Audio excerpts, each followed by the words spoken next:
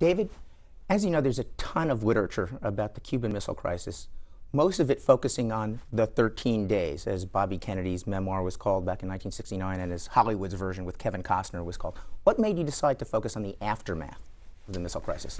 There's two things that I wanted to talk about with this book, two different tracks that end up dovetailing in the end.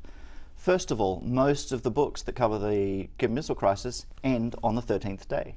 They end on October 28th, once Khrushchev had decided that he was going to back down. He had agreed via a radio message to withdraw the missiles from Cuba. So the first question I had was, now what? What happened? And interestingly, and this is back to front to what usually happens, we actually know what happened in the weeks and months after that better from Russian and Cuban sources than we do from the American side, because there simply hasn't been a lot of study on the American side about what happened. I happened to be lucky enough to be working with the Kennedy tapes during that period, and Kennedy was taping intensively during that period. And so I had this remarkable window in. So one thing is I wanted to sort of extend the story of the missile crisis to find out what happened then, because on the 13th day when Khrushchev capitulated, there were still missiles in Cuba. There were tens of thousands of Soviet troops in Cuba. There were nuclear bombers in Cuba, and there were still tactical nuclear weapons in Cuba. And so which, of course, the Americans didn't really know about to any great extent. Really know about. We'll discuss that, I'm sure, a little bit later. But the point being that Khrushchev had said that he would remove the missiles. But the Soviets had lied before. And so what happened was that there was a deep skepticism amongst Kennedy and some of his advisors that perhaps this was just a trick, because perhaps the crisis wasn't over, perhaps it was actually going to get worse. So that's one thing I wanted to sort of extend and to sort of deepen the story of the missile crisis.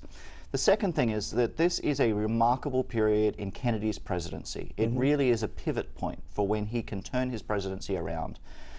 If you do any polls today on the greatest presidents since World War II, Kennedy ranks head and shoulders #1. And one of the primary reasons for that is his handling of the Cuban Missile Crisis, I would argue.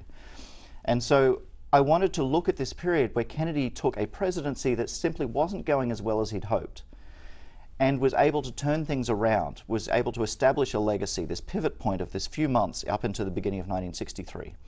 Now these two things dovetail, because what we understand about the Cuban Missile Crisis, that this was a great Kennedy victory, that this was a proud moment for American history, I would argue is not inevitable.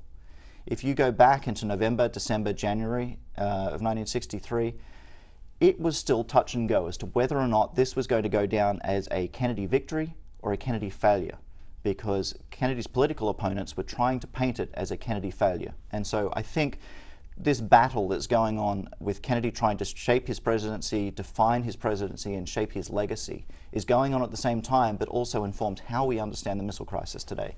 One of the ironies of history is that it's lived forward but written backwards. And so looking backwards, of course, this would all be under the shadow of Kennedy's assassination a year later. And I remember one of the first books about the missile crisis, across the cover was emblazoned, His Finest Hour. And so everyone thinks, you know, this was just an unalloyed triumph. But as your book makes clear, it was a very complicated and dicey situation when the crisis seemingly had ended, but there were a lot of issues left on the table. And your book first deals with this question of trust, in a way, of inspection. Ronald Reagan would famously say, "Doverite, no proverite, trust but verify." Exactly. And on the same day that Khrushchev agreed to remove the missiles under UN inspection, Fidel Castro angrily refused to allow the inspection of any missile dismantling and removal from Cuba. So what were some of the complications that Kennedy had to deal with beginning on October 29th of this whole issue of inspection and of dealing with the Soviet weapons and forces left over in Cuba? Right. I think the context for this is important to remember, that on October 18th, 2 days after Kennedy had been shown photographs of Soviet missiles in Cuba, the Soviet Foreign Minister, Andrei Gromyko, came into the Oval Office. Kennedy asked him flat out, "Are you installing offensive nuclear missiles in Cuba?" And Gromyko said, "No, we're not doing this." Unknown to Gromyko, Kennedy had the 8x10 glossy photos. And so for Kennedy, this is instructive. He's just been lied to directly about the missiles. So fast forward about almost 2 weeks, you've got this issue where the Soviet premier has said, "We will remove the missiles. Trust us, we'll do it." And for the members of the ExComm, the issue was not so much trust but verify, but was verify first. there really wasn't a lot of trust at this issue. Kennedy himself is on tape talking about how Anatoly Dobrynin, who was the Soviet ambassador to the United States, was now burned as a source because we can't believe him. Not because necessarily he was lying, but there were real concerns that maybe Dobrynin hadn't been told about this. There are concerns about listening to any of the Soviet diplomats. I mean, the old thing about diplomats being sent abroad to lie for their country, that's exactly what they were doing. And so Kennedy and the ExComm have this promise, but they really, they really have to follow through and work out how to verify first. Dean Rusk talks about how this might in fact be a massive trick, how it might be a gigantic hoax of which history has no parallel. And so what they have to do is work out how they can do it, and what that involves is American eyes seeing what's happening on the ground.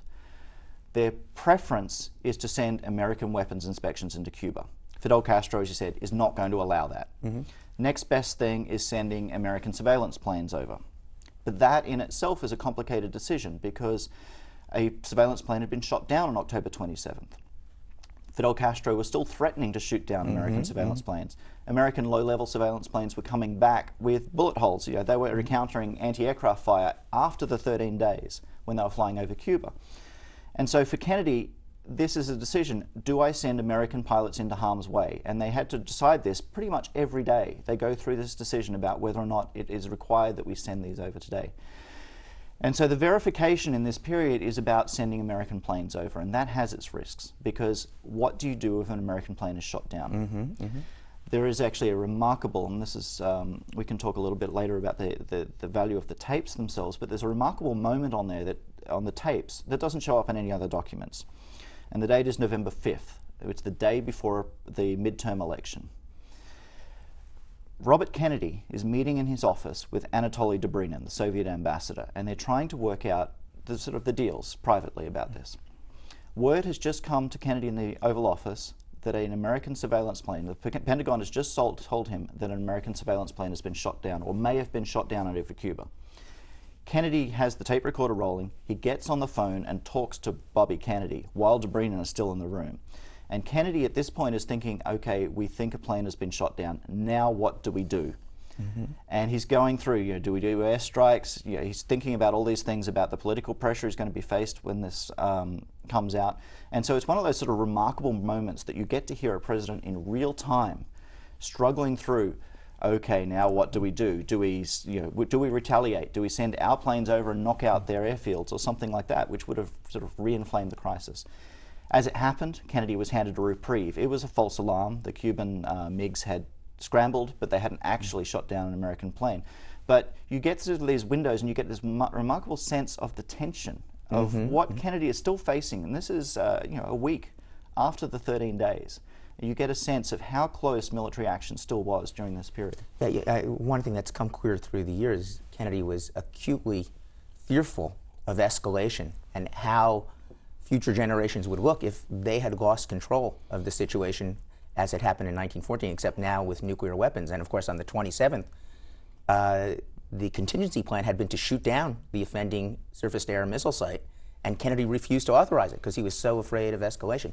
One consideration your book brings out, and I think in a very interesting way, is it wasn't just a question of whether or not to send planes, it was what kind of planes, because there were the high-level planes, which were safer and less vulnerable to being shot down, at least by the Cubans, because the Soviets were sort of playing along. They, were not shooting their surface-to-air missiles, but to get good quality photographs, you had to send low-level content. And those were vulnerable to the Cubans. Well, that's exactly right, and I think it's worth explaining why they were under control of two different systems. The Soviet surface-to-air system was very sophisticated. It required about 6 months of training for anyone to actually operate it.